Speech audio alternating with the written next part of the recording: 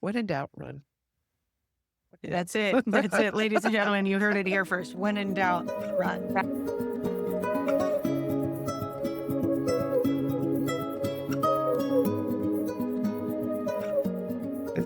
This podcast, and we are in our special series with people who work behind the scenes with some of our candidates. And today, I'm very excited to announce we have Kathleen Hayek. She is the chair of the Delaware County Democratic Committee. And she has been for the past 8 years. She's an artist and she has been politically involved her entire life, pretty much. So, Kathleen, happy to have you here. How are you? Great to be here. Great to be here. You're our first county chair. And I think you and I have talked about this, but I think a lot of candidates don't understand the county system and they don't understand how you guys help out at all these different levels of all these different races for people in the area. So thanks for being here. How are you?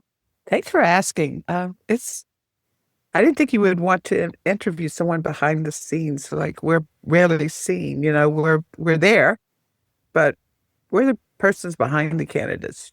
Well, that's part of why, crowd, right? I think people don't know how much goes into getting these candidates across the line or even getting these candidates to run in the first place. You might have someone who's really great. I think that's probably the hardest part, is getting the right candidate, the right place at the right time. It's you can have a great candidate, wrong time. It's never the right time, right? The right time is when you have a passion and you can't deny it and you have to speak out. That's the right time. So that might be why everyone's doing it now, right? Exactly. They're coming out the woodwork. It's great. Yeah. Maybe we could start with a little bit about your life story and how you merged arts with politics. Everybody I know who's ever gotten involved deeply in politics has always been invited or encouraged to join in by someone they respect or someone they care about. They're a close friend, a parent. If you look at everybody's life story, they've always been influenced by someone else and invited in, almost always. Or it's an issue, like it's a mother whose child was killed by a drunk driver. Mothers Against Drunk Driving is like a textbook. Yeah. Textbook. A strong issue or a strong connection with a friend that pulls you in. And that's what happened to me. I had a civics teacher in 10th grade that brought us on a march to our town hall for the very first Earth Day in 1972. That's what got me started. Later on, when I became an arts administrator or an arts organizer, I was part of a group that was putting on a studio stroll, an open studio stroll in our neighborhood. It was the first ever. And my city council member came to the event. I didn't invite her. I didn't know to invite her, but she was an art lover. And she came, and she was that type of council member. She was everywhere, all the time. Always on stage. Was that Tish James? Tish James, yes. She was a council member, New York City council member of the 35th district. And I remember a conversation on my stoop in Brooklyn. And she said, I really like what you're doing. It's important for the neighborhood. As an arts organization leader, it's really important for you to understand that, government isn't them, it's us. I'm here to help. I have discretionary funds. I would like to support you. And, but you need to apply. You have to, you have to keep me in the loop. You have to meet me halfway here. And that lesson really, elected leaders became real in that conversation. They're not them over there. They are your neighbors. They are, she was literally my neighbor. She lived right around the corner from me. So I saw a connection, between, especially nonprofit groups or community groups to really connect with your elected leaders, because it is a partnership. They're serving, you're serving, different ways, but you could help each other out, And Tish was very instrumental in connecting us with other arts groups and doing all kinds of projects together. So she won my vote then, and she will always. She'll always have mine too. Yeah. We're talking about the now Attorney General of New York State, Letitia James, who is an absolute powerhouse and clearly always has been. Yeah. And but that was my first introduction. But later on,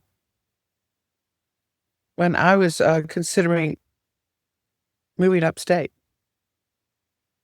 a very close friend of mine, Lori Cumbo, came to a studio stroll, and she said, "Please don't move just yet. I need you to run my campaign." I went, "All right." Girl, I said, "I don't know nothing about no campaign. Are you crazy?" She said, "Yes, I'm crazy. And I want to run for city council. I want to take Tish's place. She's moving on to run for public advocate. And I want to run." And I said, "I don't know anything about campaigns." She said, "Neither do I. That's what makes it perfect." So she talked me into it. And it was a long, hard race. She had a good opponent, strong opponent, but she won. She did win. She went on to serve as city council member for several years, and she's currently the, I always forget the title, but it's Commissioner of Cultural Affairs for the city of New York. Ooh. So she's still there. So yeah, and she's the one who dragged me kicking and screaming into it. Yeah. But once I got in, I got hooked because it's campaigning is a surreal kind of experience. It's really high, special, isn't it? It's really high. I mean, I get really, really high on the energy of a campaign, and it's a roller coaster ride because it's hard work. It's hard work, and it pushes you out of your comfort zone constantly. But most candidates I know who really get into it, they kind of get hooked. It is. It's addicting. I get it. It's getting out there and meeting people. If you love people, campaigning is a real high, and it's hard. It's really hard. And that's why I started this podcast, because I worked in the field on the field side of campaigns, and I was like, it's been 15 years, and if I want to get back into politics, I got to go back into the field and knock doors for 14 hours a day. And I mean, it was the last time I did it was the tannest I've ever been. I was outside with 50, 75 SPF hats, glasses. And I mean, you just come back and you're like, oh, I've walked 60,000 steps. I've talked to 180 people. Registered 200 to vote, which was great. Whatever it is, you're right. I mean, I had a pillow in my car, so I could if I had 15 minutes, I could take a nap and keep going. Oh, wow. You were there. I was like, a quick nap. Okay, we're out. We're ready. We're going. Yeah. Yeah. And when we did move upstate we moved out of Brooklyn to the Catskills, the Western Catskills, here in Delaware County. One of the first things I did was look up the county committee, see what's happening up here. I knew it was a red district, but I'm not unfamiliar with living amongst a lot more Republicans than Democrats. That's the way I grew up. So I felt quite comfortable here, and I like being the outlier. It's a lot of fun. It is. It's a conversation starter. It's a conversation. I don't know. I just like it. I like it. So you joined the Delaware County Dems. I joined them. I joined them in 2015. Okay. And then now you've been the chair for the last 8 years, which means that started in 2017. Well, I started, no, actually, I became chair in 2015. I actually started in the year before. 10 years. Yeah. You've been chair for 10 years. Yeah. What are some of the differences? I guess, actually, let's go back. We'll ask that question later. But when you're working at the county level? What does that look like to be the chair of the Democratic County Committee? Well, I think of myself as mother hen. I have we have 19 towns in our county, and each town has its own committee, or it has the ability to have its own committee. Not every committee is filled. Remember, it's a red district. It's kind of hard to get Democrats to step up and put their name on a ballot. But we have, out of the 19, we have 12 really active towns. And Cool. each of those towns has a chair, and we meet monthly and plan our strategy, what we're going to be doing that month and the next month. And we recruit candidates. That's what we're here for, to find and recruit them, to support them, get them in office, and then support them while in office. I'm also a member of our state party because all county chairs are invited to the state party meetings. We don't get a vote on state party, but we do. I do feel like our advice is heard. Not enough, but it's heard. Yeah. It's well, and never there's enough. like 60 some counties It's in the state of New 64. York. Yeah. Please, New York State, don't kill me. I don't know the exact number. I think it's 64. I think it's 64. We can look Kathy this up Hochul really would quick. be really upset with me if I didn't know the number, but she's 62, really big into 62 62. counties. Okay. So She's you were really close. every county having to say, having a 62 county party, not a upstate or downstate party. She's really wanting to even. And when we're looking at these like state breakdowns, so technically, I guess, because Kathy Hochul is governor, is she our leader of our New York State Democratic State Party? Technically, yes. Okay. She would be considered the party leader. We do have a chair, an executive chair of the committee, but in all states and purposes, the governor is whichever party is considered the head of the party while they're governor. So, yes.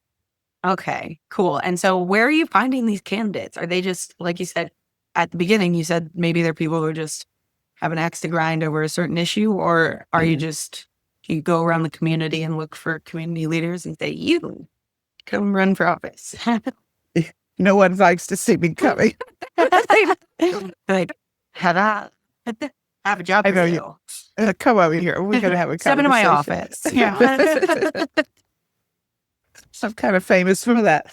But yes, we find candidates in other organizations. Right. They're the people who are on the board of this committee, that committee. They're your candidates. They're the ones who step up anyway. When other people step back, they stand still or step up, and those are the type of people you want running for office. Often they need to be convinced that they have the qualities necessary. Often they need to be convinced that they are going to get the support they need. If you're a smart candidate, you understand that it's not just you. It's not at all you. I mean, you're just you're the face, focal point. You're the focal point. But there's a whole mountain, a whole network of people that support you. And if you don't get that from the get-go, and you try to do it all yourself, you're going to burn yourself out before the campaign's over. It's exhaustion. I've seen it happen. It's you don't want to do that. You want to rely on your network, and it's up to us to convince them that we have the network that can help them, and then to actually do the job. Get them in. Right. I mean, would you say that's step one in running for office is like getting involved in your? Yes. Some of it's going to be county, some of it's different states will be different stuff, but yeah. Yeah. I mean, when know your audience, know your people. That's part of what door knocking is all about. You need to know who you're representing. Right. Please. Right. And what they want, what they're looking for, what are their values? How can you best represent them? That's the fuel of your campaign, more so than even campaign dollars. It's not. Everybody thinks it's funding that runs campaigns, and yes, it is. But more so, it's the people that run your campaign. It's that's just as important. If you don't have the crew out there, and you have to have people who know you, who you can't bring in people from outside door knocking and not knowing your territory. That's a lot harder. It can be done, but it has to be guided by the people who live here. Right. Well, and that's why people they might hire a campaign manager, but then the volunteers who work on the volunteers campaigns have to be your reps, your people. Yeah. They really and do. the neighborhood people, they're the district people who are like, Yeah. I'm here because I give a shit, and this candidate also gives a shit, and we're gonna all give a shit together and get other people to give shits with. Exactly. There's there's a few that just don't do the job, but if they're a decent county chair, they're going to know who's who, what's what in their county. Don't bypass that. And if you try to bypass it, you could get into serious political trouble because you don't want to cause trouble with your county chairs. Don't do that. I think a lot of people don't understand. Like you've already mentioned that the county chairs have a place at the table at the state level. I think a lot of people don't understand how it all kind of rolls up into this massive national organization. I think people involved don't even understand, really, honestly. Well, in the state, I think each state might be slightly different, but in the state of New York, we get 2 representatives for every state assembly district in our county. Now, we have 3 state assembly districts crossing our county at the moment. Okay.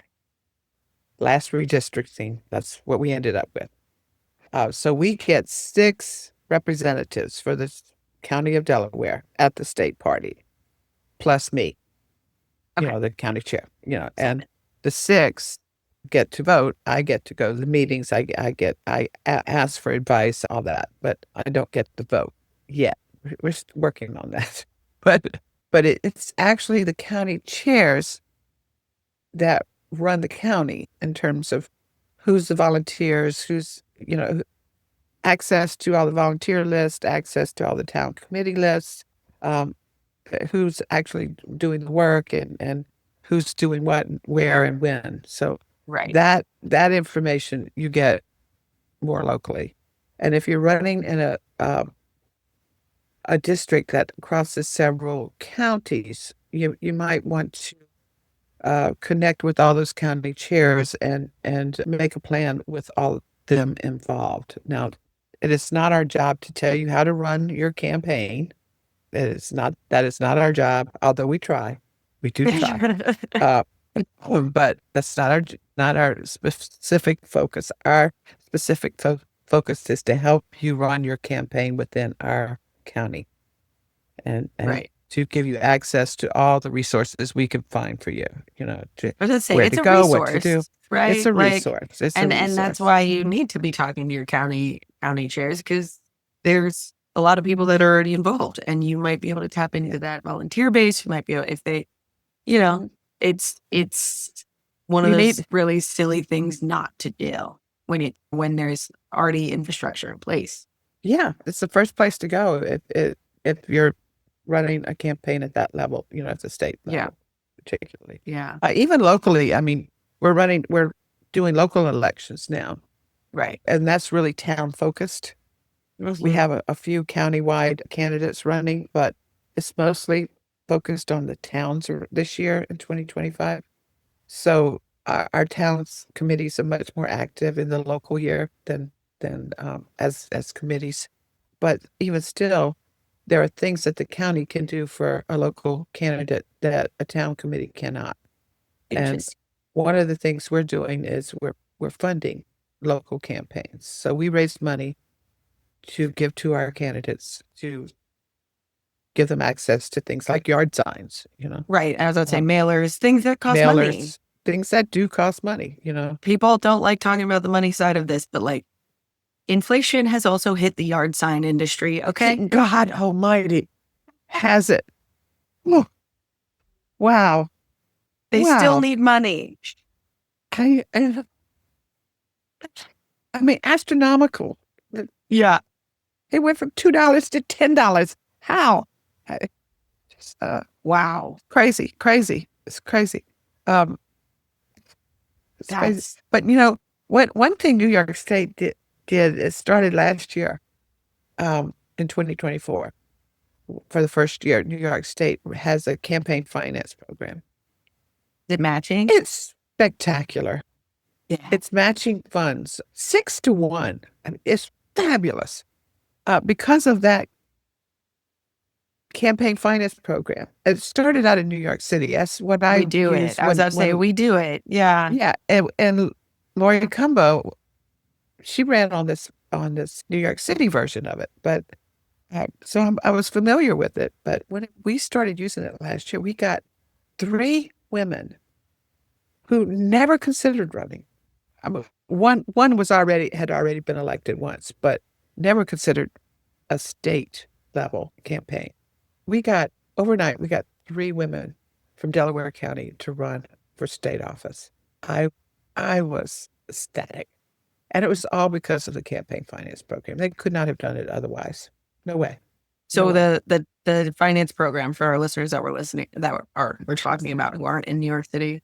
In New York City, if you give $1, the city matches that. I think they give $6. I think it is I think six it's times 6. as well. Yeah. So if you give Yeah. $1, the city gives $6. And if you were following the New York City mayoral campaign, that's actually how Zoran hit his maximum, was with this matching program. But he also had a bunch of people donating money. Obviously, you can't just hit it with. You need people to give the money to get the match. This opens up the campaign and election cycles to so many more people, right? Just because you need thousands of dollars or thousands of signatures to get on ballots, and giving people just a little bit of extra helps. And it's so well policed. I think it's overly policed, but they're being very, very extra careful to make sure every dime, every penny is accounted for. I mean, literally down to 10 cents. I mean, it's ridiculous. Great. I'm down with policing campaign finance. Well, that to me feels like a good our thing. Our treasurer doesn't feel that way. But they're like, this is my full-time job counting pennies. And it's hard, and I don't like it. It's hard. It's hard, but I'm telling you, it changed everything for us. And these candidates ran competent campaigns because they were decently funded. They weren't spending all their time looking for money, begging for money from all the wrong places. And also it enables me and you, everyday working people, to donate $10 and turn it into 60. Which is huge. Yeah. It's awesome because the donated money gets spread around to a much larger audience, and it's really, truly more grassroots. It's really more from the people you actually represent, not a billionaire over here or zillionaire over there or dark money over here. It's very. We've seen more of that in these local races, right? Like I just found out Governor Abbott has a super PAC, and he dropped $1 million into a state Senate race that has 180,000 people in the district. And it makes you wonder, what are they really running for? I mean, if they're spending millions of dollars for a job that only pays, like say a representative, only pays $174,000 a year. So why are people spending what are you millions? doing? What's the purpose behind this? Really, folks, let's wake up to this. Yeah. So I don't mind my taxpayer money going to public finance campaigns because I know where it is. I know where they're getting the money. I can follow it. But without that, you don't know. You don't know who's giving money to your rep.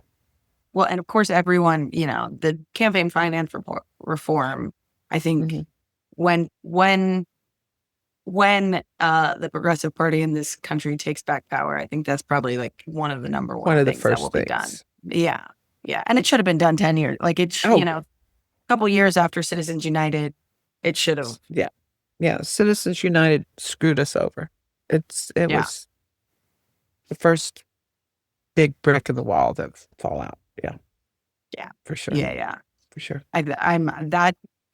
So you've been talking a little bit about these county chairs. You've been talking about Kathy Hochul. You've been talking about the Mhm. state party. Mhm. And you mentioned on another call that we had that Governor Kathy Hochul has been putting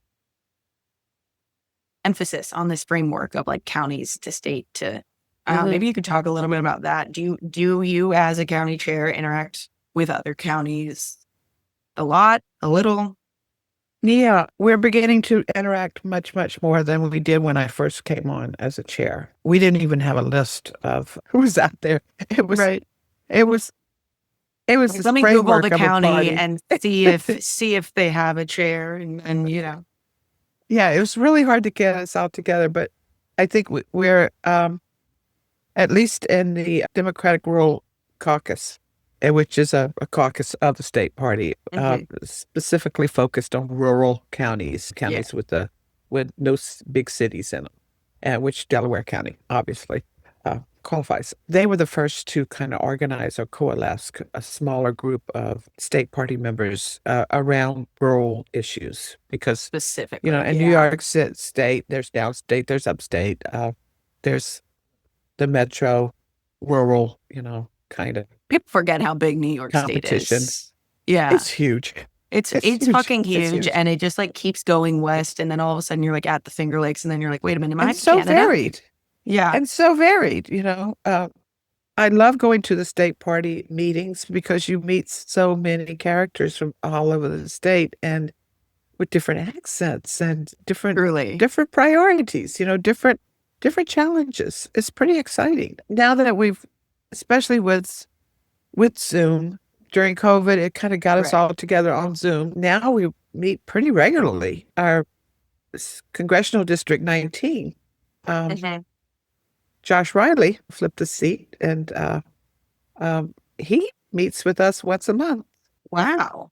And that never happened before. And yeah, I love it. Look at this. I love it. That's amazing. I love being able to be on a first name basis with our congressional rep. That's amazing. Yeah. Delgado, our rep, prior to, well, there was this guy in between, but we won't talk about him. Delgado kind of began the process back before Zoom, way back before, way back 2018. Wow. But it feels like a different lifetime. Pre-COVID feels different. It does. But post-COVID, having that access to your congressional rep is really, really empowering. I feel like we're a team. That we're discussing issues and what can be done about them, and so on and so forth. It's pretty cool. Yeah, I mean, you mentioned earlier convincing people to run, and like a lot of people saying they don't have the qualities to run, or like they just don't think they're capable. And I, for some reason, always think about this. I have this conversation with people thinking about running all the time too. I'm like, you remember the people that wrote our like entire government? Yes, they were smart, but they were farmers. They were not statesmen. They were not politicians. And for generations, we did not have full-time politicians in this country. And realistically, it was like a part-time gig. And we did have some attorneys, but like a lot of them were farmers for a really long time. You can do it. I believe in it. I would rather not have another lawyer. Yeah, I think we've got enough attorneys yelling at each other. Let's get some doctors. Get some. We got a lot of medical professionals running this year. It's really exciting. People, social workers would be great. Yeah, people. Yeah, teachers. When Tim Walz was running for vice president, I was so excited to finally have the notion of a educator. Yes, someone who understands. Yeah. I mean, these are the qualities that we need to put into our lawmaking. These people who actually know how the world works and care.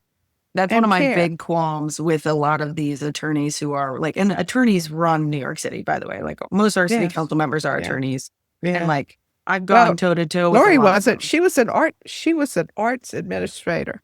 I love that. I love. But like now they are, and I know that because I fight with them a lot, and they try to like lawyer me, and I'm like, you can lawyer me on a lot of things. What you can't lawyer me on is real estate and construction, because I have 15 years of experience in that Okay, industry. there you go. And that's what I fight them on. I fight them on some of these weird laws that they pass. And I'm like, you haven't spoken to a single person that works in this industry. And that's what they do with the Exactly. education bills. And you're like, oh, you've never spoken to a teacher. Like, you've not once Exactly. spoken to a teacher before writing this law. And I'm enjoying watching our representative meet with local people. He's actually sitting down one-on-one with people, Listening. listening.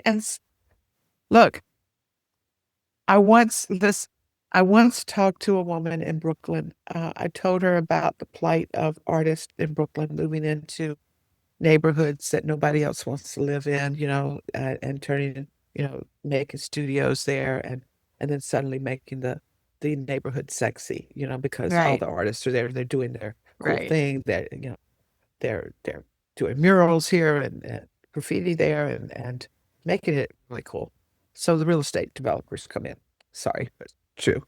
It They is. come in, No, exactly. they up the price on everything and drive the artist out. I said, this is They a kind of cycle ruin that's everything. Yeah. it Yeah. goes on and on and on and on in New York City in particular, but and just about every place in the world. The artists go in, they make it sexy. Other people want to come in, and then they push the artists out because we don't Like make artists money. and the people who've lived there for generations, and they're Right. knocking on brownstones and offering them $10 million to be out by the end of the Yes. week. So I was telling this woman who was not an artist, has no relationship to any artist, but she heard me, and she stood up in this meeting and told the artist's plight to the whole meeting like it was her issue. And I said, oh, well, that's exactly what politicians need to do. They need Yeah. to sit down. They need to listen. They need to get the salient points. What's And devastating project about them this, out. and share them with the world to the point where you can do something about it. And that's their job. If you're not doing that, why are you there? Why are you there? Why are you wasting our time? Yeah. Why? So one of the local people running that I spoke to, he put it perfectly. He was like, it's my job to help my constituents navigate the bureaucracy. Basically, like, I need to be able to help them, but I need them to tell me what they need help with. And if I can't do that, then I shouldn't fucking be here. And I was like, yeah, it's pretty simple. Yeah, that's your job. Your job is to take what's going on, Josh Wiley's, take what's going on in upstate, in the Catskills, and bring it back to DC and say, hey, this is what's affecting our rural communities in New York, which means it's affecting other rural communities. It's not rocket science. Like, and it's, like, not to ignore what's going on in our, national politics. Our world is being taken over by a crazy person, wanting to be a king. But yeah, in order to combat that, we really do need to get back to our grassroots and listen to our constituents and really make democracy work, Well, that's what's really exciting. You mentioned Zohran Mamdani running for mayor. That's what's really exciting about him is you can't beat that kind of ground game. You can't. No. It's not beatable. That's it. You gotta have a ground game. Yeah. That's what's so exciting. That's so exciting. And I think the numbers were like 1.1 million people turned out to vote for the primary, and like 55 or 60,000 of those 1 million were knocking doors for Zohran Mamdani. That's insane. That number, to me, crazy. Democratic Party, where I consider us the Democratic Party to be the builders. We're drones. We're out there. We're getting things done, and we're not really good at being showboating. But we have some stars. We do that, but we're policy wonks. We want to get things done. We need some showboats, though. That's something that, and I think someone that walks that line really well that I really like is John Ossoff. Yes. He went to every county in Georgia after the infrastructure bill was signed, and he literally said, this is what your county is getting money for. These are the bridges that will be fixed. These are the, Doesn't hurt that he's young and handsome. Like that helps a lot. That right? helps. You know, Yeah. it's who people want to see him. They want to look at him partially. At least, that's helpful. But getting out there and literally explaining to I was like, why isn't every single Democratic senator doing this? And the states that don't have Democratic senators, why aren't their reps doing it? Saying, this is exactly the money you're getting. It's good. It's a good question. It's a good question, Amy. I'd like Nobody to know the answer listens myself. to me, Kathleen. Yeah. It's communication. We have to communicate back and forth. And speaking of when you're running for office, communication's key.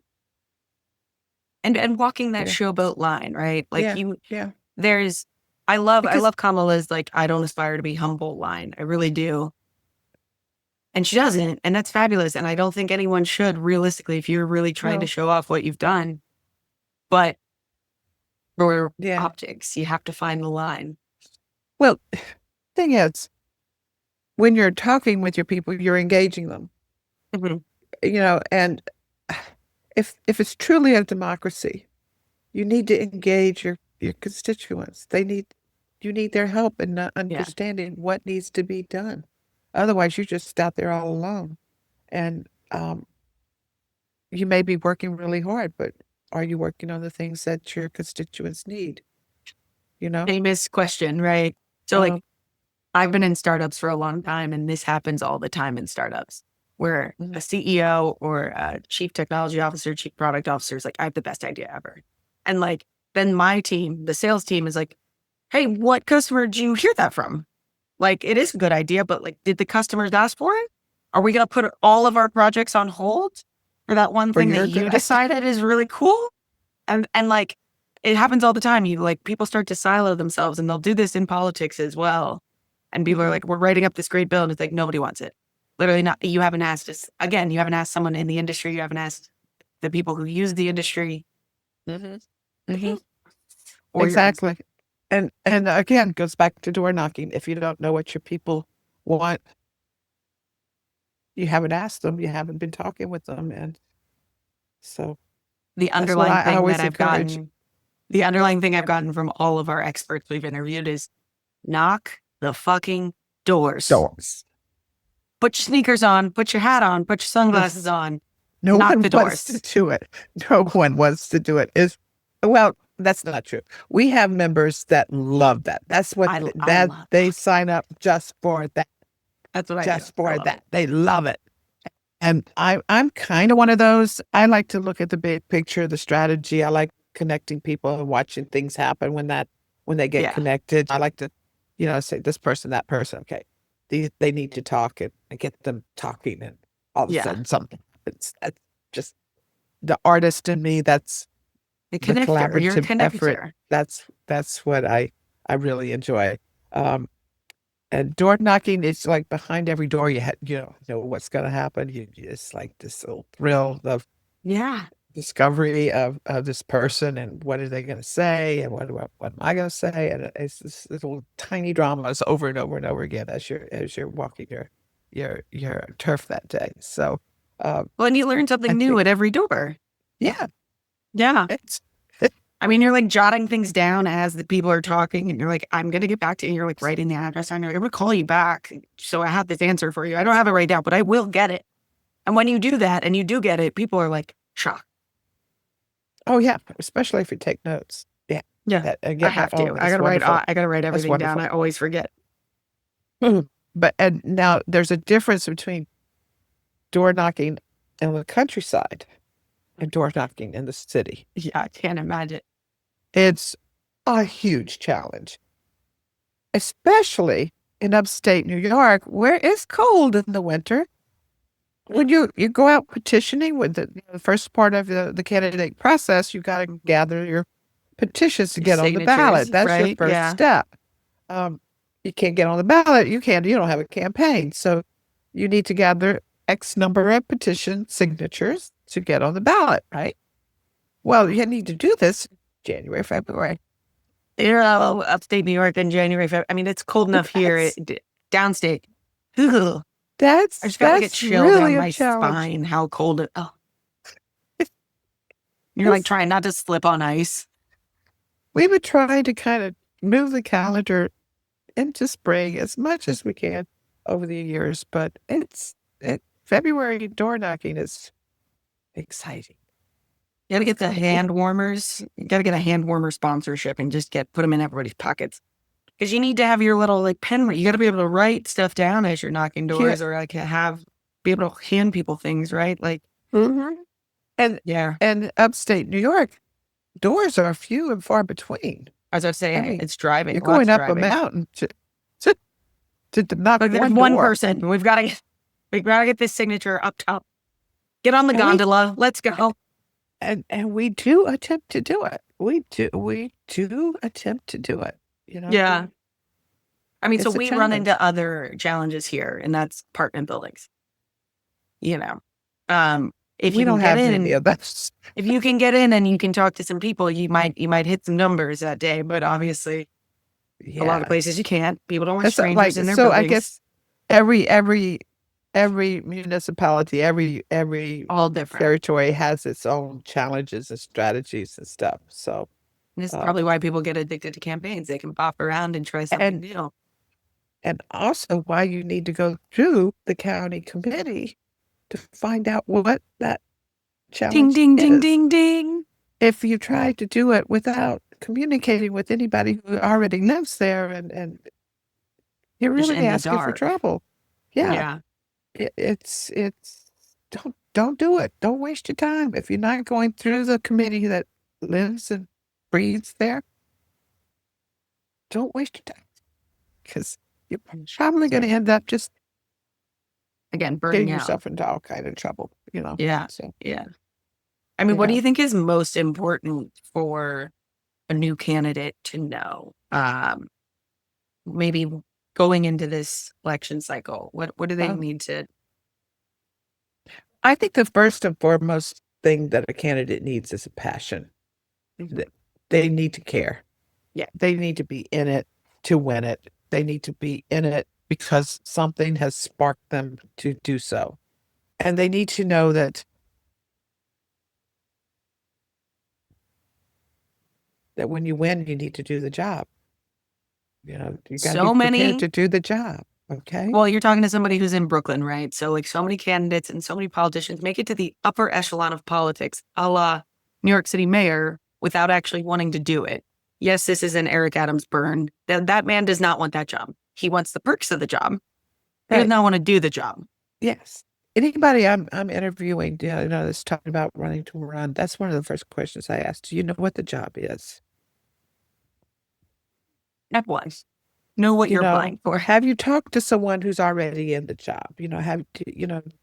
Find out what you're getting yourself into, first of all. And if you pass that hurdle, then find out who's going to support you in your run. Right. Does your family go along with this? Is your family going to be on board with this? Because if your family's not on board, it's going to be really, really, really hard. So get your family involved, and then get your friends. It's like widening out, your inner circle to your outer circle, and then talk to the people, who you're gonna need to be on your side, and those are the other candidates, the other people in your party, the county chair, your town chair, You actually just said something that spurred a question in my mind. So I worked on a campaign in Staten Island and New York's 11th district. So Brooklyn, that crescent moon around Brooklyn, into Staten Island. And the Verrazano Narrows. But we partnered a lot with different, I'm sorry, I didn't mean to spit out your coffee. Verrazano Narrows. Look, I'm sorry. I Saturday Night Fever is burned in my mind. We partnered with, we were running at the federal level, state race, but for federal position. And we partnered with all the down ballot races and all the up ballot races. Is that something that the county committees help with? Is introducing you to these different candidates? If you maybe haven't run across the person that's running for state assembly in your area? That's one of when I had the three running in Delaware County. That was one of the big challenges, is to get their name in front of all the other county committees. That was the first step. Right. And anytime there's a candidate running across counties and districts, the county chairs really kind of coordinate their door knocking turfs and whatnot. Appearances at county events and things like that, travel and all of that. Appearing here and there. That has to go through the committees almost entirely each county. But we do coordinate that a bit, and that's another reason why it's so important that we, keep in touch with our neighboring counties, because Right. we're going to have Actually candidates chat. just going back and forth, and Right. Right. and I've been involved twice in special elections where we actually need to nominate the candidate that's going to run in the special. Yeah. That's part of our duties as a county chair. Interesting. Nominate because we don't have a primary, Right. so you have to Find the best person for interviewing the job. candidates and all this stuff. That was pretty interesting to do. I had to do it twice, but yeah. So we do have to It's a lot of collaboration, together. Yeah. which is good. Collaboration is good. We need collaboration. The way I said it sounded a little like, oh, it's a lot of collaboration. No, it's a net positive. Yeah, Collaboration is good. yeah. When the election, it's going to start soon, probably around November. We'll start calling each other, say, "Do you have a candidate? You have a candidate? Anybody? Anybody? Right. State assembly? Yes. Yes. Whatever." We go back and forth, and if you do have one, you're promoting them to the other counties. That's awesome. Yeah, we used to do like at the beginning of every week we would send someone over to the other candidate offices, and we would trade mailers and things like that. So we all have enough, because if I'm knocking on a door in a district where we have another really great candidate, I'm giving you both pieces of literature. You're getting maybe 3 sets of literature if we're talking at the door. Well, one of the things that I feel really helped our congressional candidates the last go around, was that 2024? I know, right? It seems so long 8 ago. years ago. Wait a minute. It's the coordinated campaign that happened all across the state. We had campaign offices all over the place that were coordinating.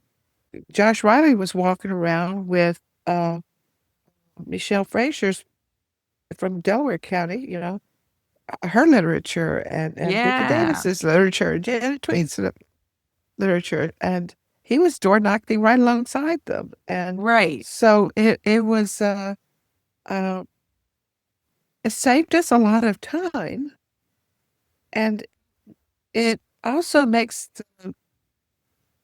the ballot more interesting, because you have not just one candidate, you have several, and you get to know them all at once, and it's just more powerful. It's showing a lot of cohesion impact as well, right? Like, we're not lone wolves. We are operating together, and we know that like the federal government can do certain things, but we also know we need power in the state house, and we're friends-ish. Like, we talk to each other, we communicate. Yeah, I mean, they're not all of one mind. They're all independent, and all have their different territories and whatnot. But it's kind of fun to have them all together.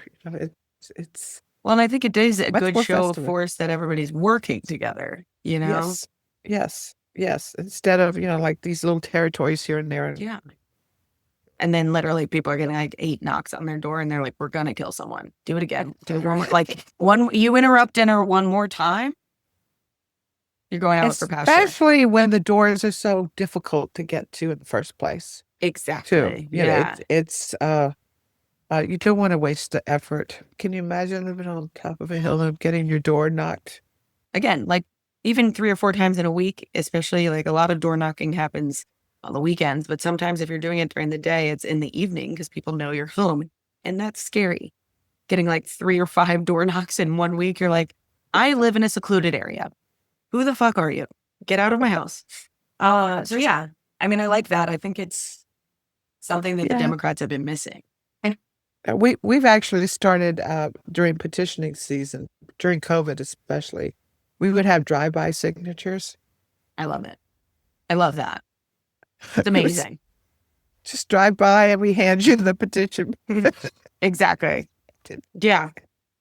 Don't even get out of your car. Yeah, just we'll be here at certain place. Dude. If you want to sign. Look, you're working harder, not harder. People had to go Exactly. places. I mean, unfortunately, even though COVID was happening, everyone still had to get places to be. So, Yeah. yeah. What do you think the future of the Democratic Party looks like as it pertains like to counties working together with states, working with the federal, like all together?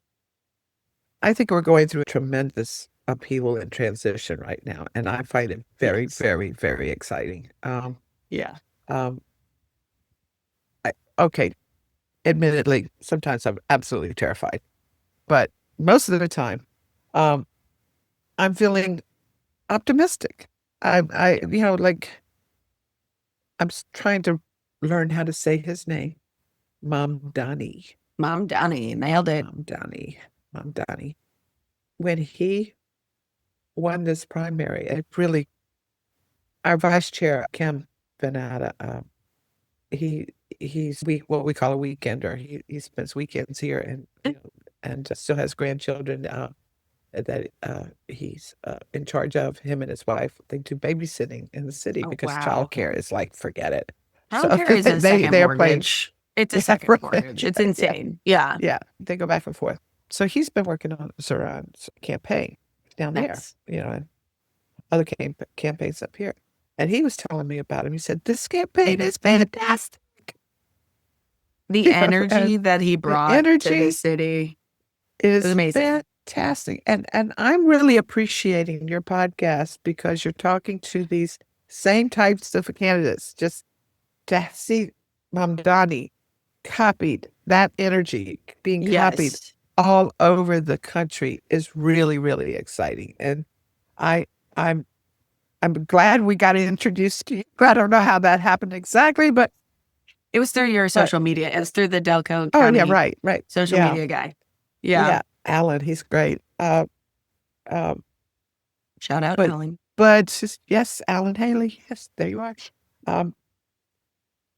But seeing this kind of energy repeated all across the country, to me, is inspiring. I listened to the podcast with Alexandria Braswell. Yeah. In Alabama, being a Southern woman, Yeah. I totally get her. I totally get her story. Totally get it. And she kept mentioning this statewide county chair group. Yes. So that's why it's my conversation with Alex is part of why I reached out to you guys, because I'm hearing more and more about the county Dems in Alabama. They're going hard in the paint. No, so I bring that back after listening to that podcast. I reach out to my county chairs. We have a little clique that we Right, all, of course. we all we hang out at the state parties meetings, and we actually all ended up going to the national convention. They had this brilliant idea. The Biden campaign actually encouraged all of the county chairs and state party members statewide. Usually they're like handpicked, Right. back in the day. It was a special privilege to go to the national convention. They opened it up to the entire state. As they encouraged should. us all to do. As As should they be. fucking should. Honestly, Absolutely. you're putting in so much fucking work. Get them down. Get every single one of them down there. We all got to go. And we've formed this like relationship with each other. So we now share, ideas and buck each other up when things are hard. And so what I came back to them, I said, I learned about this statewide county chair group in Alabama. If Alabama can do it, why can't we? This is what I'm talking about. We're cohesion. We're learning from each other. Fuck yeah. This is exactly this is the type of result I want out of a This podcast is what like this. communication can do. This is why I'm excited about, people like Alan Haley stepping up in our group and really expanding on our social media capabilities. I mean, you guys are That's, everywhere. I love it. it's not just about branding and all of that. It's about communicating. It's about sharing ideas, sharing inspiration, and sharing support. Um, I, I do a lot. I have much too much doom scrolling on, most of Who the media. doesn't? But what I look for and what I tend to share are the posts about inspiration. It's things that inspire me, things that I go, aha, yeah, so and so needs to know about this. And so I do a lot of sharing that way, not specifically to groups, but to specific people that, like, like, for instance, I found out with Alex in Alabama about all of the support she got from her county committees, and I shared that with my county committee group, so that kind of stuff. That's where in the internet, the online community really shines. Not trolling. Don't have Nah, time for that. Don't have no. time for that. But I mean, not trying to one up the Republicans. No, that's your game, not mine. No, Right. not into that. I just want to share great ideas and great feelings and Yeah. it's support for each other, support for our candidates, support for people who are doing good. Who Try to find a place to get those ideas all together, right? And aggregate them, because if it's working in Alexandria Braswell's district, which is state assembly district 11, which is rural, mostly rural, yeah, then it could work really well in rural New York or in Iowa or Idaho. Like, why not? I mean, it's not crazy to think that it would, right? I think the powers that be, especially, and I hate saying upper, but let's say it's seasoned leadership, the people who have been around for a long time, who feel like the party is theirs, and um, they they have the wheels of power. They don't want to let go. They Right. don't want to let go of it. And look, I understand in my tiny little fiefdom, I understand what that means, I understand what that means, because now look, my job is totally volunteer. Right. Don't let anybody think that I'm getting a dime from this job. In fact, I'm paying this job. I'm paid to go to the national convention. Nobody paid me. Right. Exactly. You got the opportunity and you had to pay for it. But you do get you get recognition. You get, you're in charge of something. So yeah, I can see where, it gets, I might not want to let go of this power. Maybe I just want to be chair forever. Maybe. Not really, but You're like, no, I'm done. Like, I've done it for 10, I mean, you've been there for a decade. Well, I'm in my early 70s, and I commiserate with Nancy Pelosi. I do. I truly believe that she was ready to leave, but needed to find someone to hand over the reins to. See, I feel kind of the opposite. I feel like she is. I know. Clinging. I know. I think she actually. Well, yes, she is clinging. Yeah. But she needs to feel like what she built is going to survive, and she needs to find the right hands to put it into. And I think that's part of the issue. It's like, I'm not going to just walk away. Right. I'm not. Well, I think part of the thing that people my age see, right? You said you're almost 70. I'm about half your age. I'm 35. It feels like some of the upper echelon of our Democratic Party doesn't like when new blood come in. I know, of course, no. Too radical. They don't. Too radical. It's scary. It's scary. It's scary. Three buses are scary. Okay, Antonio Delgado is running. He's primarying our governor, right? Right. He's, I said to him, you have put me between a rock and a hard place because I care about you. I care about Hochul. I think you're both great candidates. I think you both make great governors. I think, and I don't want to have to choose. And I hate it that you put me in that position. On the other hand, I am damn proud that you did because it's primaries that make us stronger. Good competition. Competition is what we need. And whether you win or we're going to come out okay as long as we act like adults. And we're capable of doing that. We're totally capable of doing that. Big caveat. Well, my first congressional campaign, I think it was when Delgado won, but it was almost a 2-year haul. Because Delgado came out first, and he came out, and there were no less than 7 candidates running in the primary. And we called them the Magnificent Seven because they were all good. They were all great candidates. It was a really hard decision. Delgado came out on top, and everyone got behind him immediately. But throughout the entire campaign, those candidates acted like perfect human beings. They I don't know. They supported each other. They supported themselves. There was no backbiting. There was none of that. There was so little of it. It was a joy to support all of them.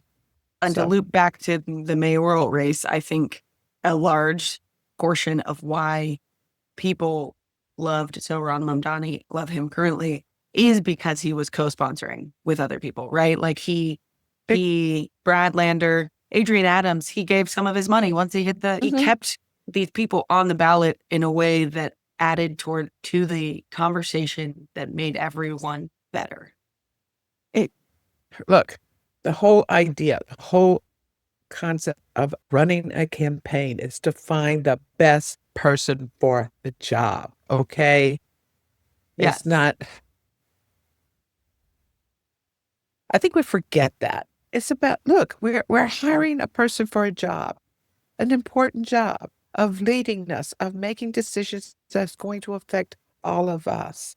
So let's spend a few minutes, folks, learning about this person that you're going to put in charge of your life. Literally. Right. Because everything in life is political. People keep saying like it's not political. And I think what they're trying to say is it's not partisan. But everything is political. Like everything is political. Yeah. I might be attributing this to the wrong person, but I think it was Richards of Texas. And Richards, who said, if you don't do politics, politics does you. Or if you're not at the table, then you're on the menu.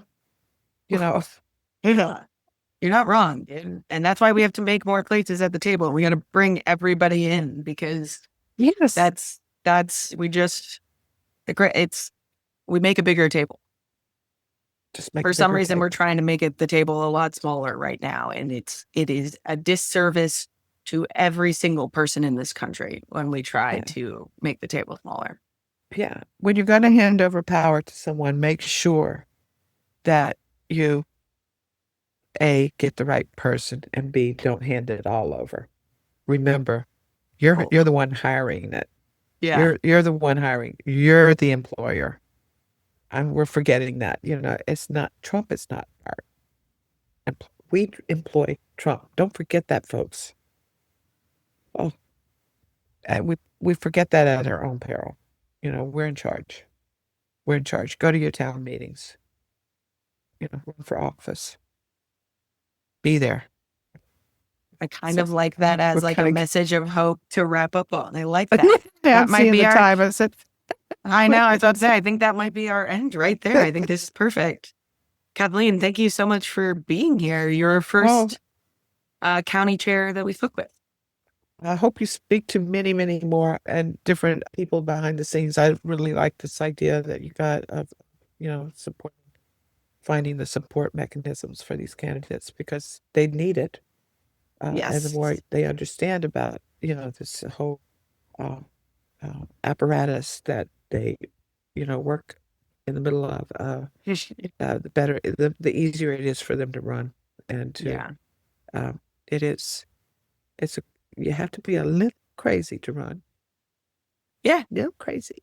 Little, Just the right amount, a touch. you Smidge. have to have this quest for, discovery. I think that's common amongst all candidates, but I love it. when in doubt, run. That's it. That's it, ladies and gentlemen. You heard it here first. When in doubt, run. Thank you so much. Thank you, Amy. It's been a pleasure meeting you and spending time with you and learning much more about all what's going on across the country. It's really bringing it home for me, and I appreciate you doing what you're doing. So, Yay. If you've made it this far, thank you so much. Thank you for following The Foolish Optimist. You can follow us on Spotify, Apple, YouTube, wherever you get your podcasts, pretty much. We're going to be dropping new episodes every Wednesday, and you can watch the video episodes on YouTube. If you would like to, please give us a review, leave comments. You can also email us at thefoolishoptimistpodcast@gmail.com. If you see any really great candidates that I should be talking to, send them my way. Thank you.